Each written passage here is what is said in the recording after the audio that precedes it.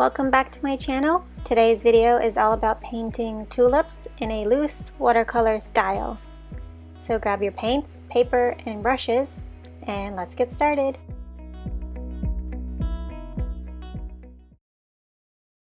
The first thing I did was find some reference images online.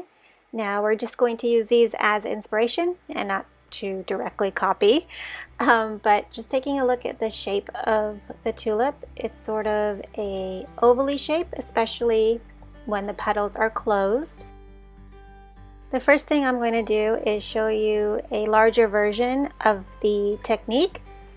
So I'll zoom in, and I'm using a large round brush, and I'm using a light orangish yellow color for the first part of the tulip.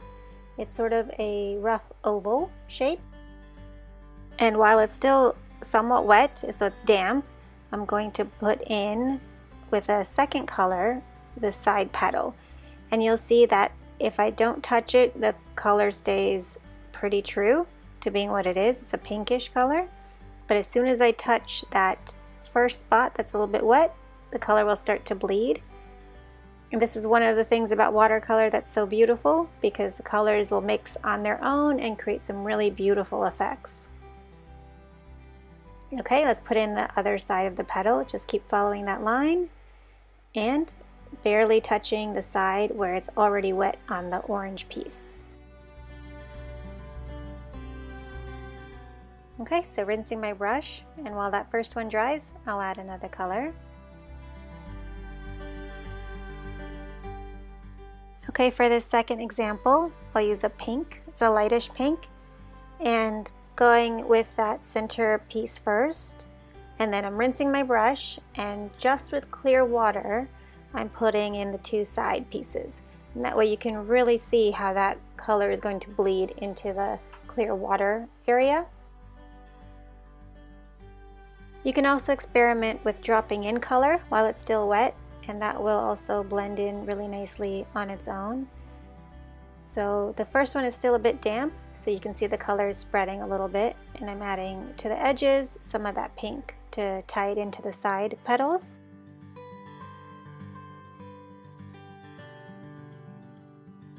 This technique is called wet on wet with watercolor, and generally I like to go light to dark. So if those side ones were too light, you can always drop in a couple of shades darker color and then build up your layers that way.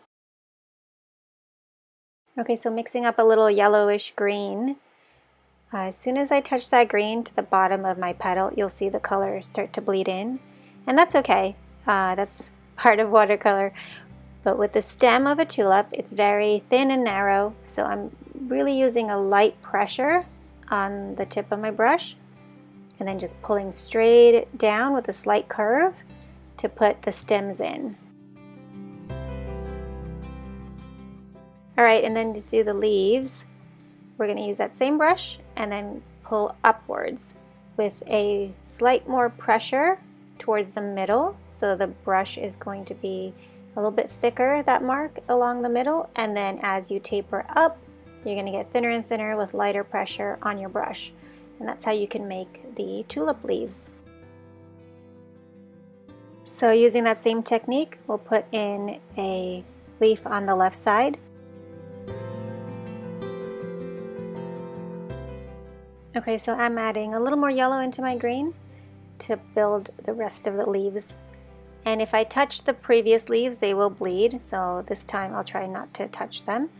And so I'm just putting a little one down at the left bottom, and then one through the center, and a little bit over the stem because that has dried a little bit. So up to you if you want to use that translucent effect of watercolor where you layer on top. It will take some practice to decide how you want your shapes and leaves to lay on top of each other. The drier they are, the more they'll show through, and the wetter they are, the more they'll kind of all blend and sort of mix together. Okay, so now that you've got the technique, we can work on a composition piece. So I'm using a little bit smaller brush. It's a size 8. It's still a round brush.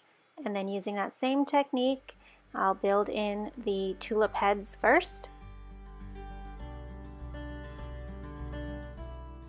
So I'll go ahead and speed up this part of the video since you have the technique down, and you can watch it in a little bit faster, fast forward. So just keep in mind when you're putting in your composition like this, you want to have a variety. So different heights for the flowers, different angles, and slightly different colors and combinations.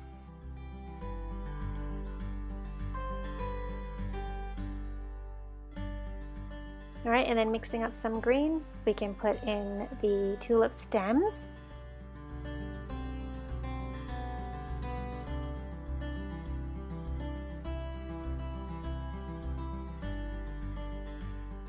So I'm going in now with a little bit more yellow green, just to add a variety into that green shade.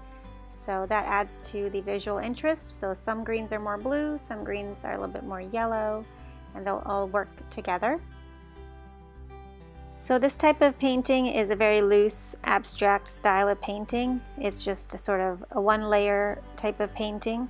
If you wanted to let it dry, you could go back in with different layers, darker shades, add a lot more detail if you really liked that style.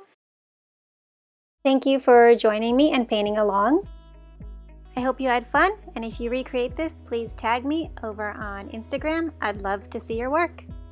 If you like this, hit the subscribe button, and I'll see you next time.